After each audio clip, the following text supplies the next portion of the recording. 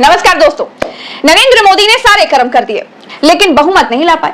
आज राष्ट्रपति भवन गए और अपना इस्तीफा दे दिया। तो कहानी यह है दोस्तों कि नरेंद्र मोदी के पास बहुमत नहीं है। अब तक एक आकाश की एक पाताल की बातें करने वाले नरेंद्र मोदी जी को बैसाखियों के सहारे अपनी सरकार खड़ी करनी पड़ेगी। जो नरेंद्र मोदी अब तक रात 8 बजे आकर अपना निर्णय जनता पर थोप देते थे, अब अपने गठबंधन के लोगों से पूछकर काम करना पड़ेगा। यानी अब मनमानी खत्म। लेकिन अब यहाँ पर रुकिए, क्योंकि मैंने अब तक आपको जो बताया है वो सिक्के का एक पहलू था। अब दूसरा पहलू यह है कि मोदी की बीजेपी ने कहा है कि अब उनको आरएसएस की जरूरत नहीं है। लेकिन सवाल यहाँ पर यह भी है कि क्या अब आरएसएस को मोदी की जरूरत है? क्या आरएसएस गडकरी को आगे करेगा? क्या एनडीए के लोग मोदी के नाम पर सहमत होंगे? वो नितिन गडकरी को आगे बढ़ाएगा, लेकिन पहले सांसदों की मीटिंग तो हो। सांसदों की मीटिंग तो हो जी। या तो सांसदों की मीटिंग होने के पहले एनडीए गठबंधन की मीटिंग हुई। प्रोसेस क्या होता है? पहले बीजेपी की अपने सांसदों की मीटिंग होगी, उसमें मोदी जी का नाम आगे प्रपोज होगा।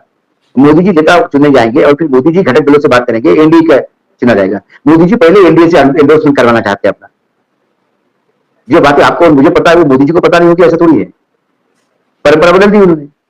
इंडिया गठबंधन नरेंद्र मोदी को प्रधानमंत्री न बनने देने के सारे जतन कर रहा है। एनडीए गठबंधन के पास सीटें हैं 292, लेकिन इनके गठबंधन से 16 सीटों वाले टीडीपी और 12 सीटों वाले नीतीश कुमार इंडिया के साथ जा सकते हैं।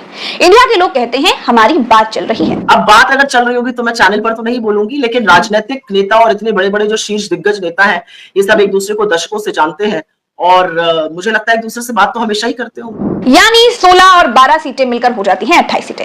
अगर मोदी कैंप में से ये दोनों पार्टियां निकल जाती हैं तो फिर पूरा एनडीए सिमट जाता है 264 पर। बहुमत के लिए चाहिए 272।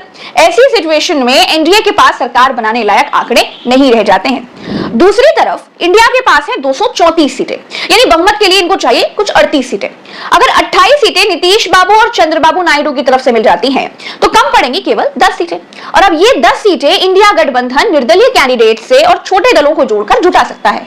नीतीश कुमार इंडिया के संपर्क में है। दोस्तों, नीतीश कुमार और तेजस्वी यादव दोनों को इंडिया और एनडीए की मीटिंग में जाना था।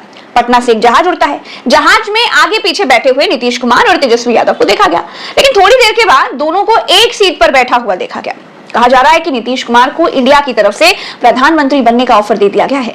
कांग्रेस ने कहा है कि 99 सीटों के साथ वो सरकार नहीं बनाएंगे। बाकी अगर कोई प्रधानमंत्री बनना चाहता है तो उसे बाहर से सपोर्ट करेगी। चाचा ने पलटी ऑलरेडी मारी हुई है। ये एक रणनीति के तहत एनडीए के साथ गए थे।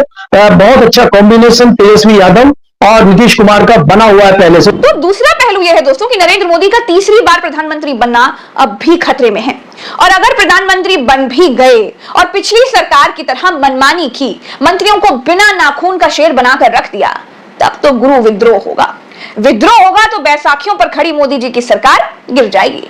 मोटी मोटी मानकर चलिए कि मोदी की गारंटी, मोदी है तो मुमकिन है, अब की बार मोदी सरकार, ये सब कुछ नहीं चलेगा।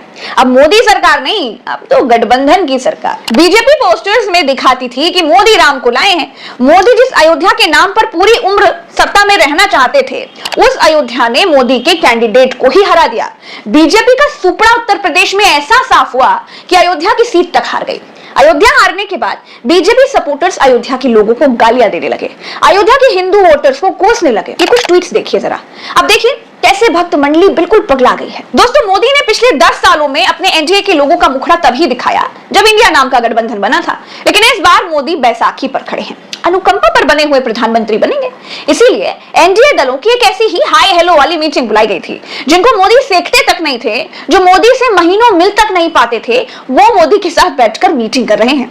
समय ने मोदी को यहां पर लाकर खड़ा कर दिया है। मोदी को झूठ मूठ का मुस्कुराना पड़ रहा था। आप सीनियर है दल बदलने में, आप सीनियर है नए नए दलों से गठबंधन करने में, आप सीनियर है अपने खुद के ससुर की पीठ में छुरा भोंकने में, अरे आप सीनियर है एक चुनाव के बाद दूसरे चुनाव में हारने में, एक चुनाव के बाद दूसरे चुनाव में हारने में, और मैं तो उसमें सीनियर हूं नहीं। हालत ये थी मीटिंग की कि मोदी मुस्कुरा रहे थे और बाकी सब लोग सीरियस थे, क्योंकि जो मोदी आज दोस्ताना दिख रहे हैं, कल तक यही मोदी जी सबकी क्लास लिया करते थे।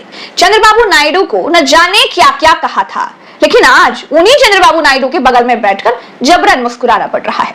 आप सब सत्ता में हिस्सेदारी चाहते हैं। कोई अमित शाह का विभाग चाहता है, कोई राजनाथ सिंह का विभाग चाहता है, कोई निर्मला सीतारमण का विभाग चाहता है। अब सबके चेहरे पर देखिए तनाव है।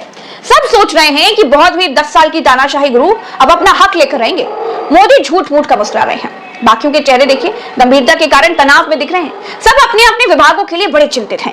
अब अगले 5 साल मोदी के नाक में यही लोग नकेल डालकर रखेंगे। कहा तो यहां तक जा रहा है कि मोदी को आसानी से सब अपना नेता तक मानने के लिए तैयार नहीं है।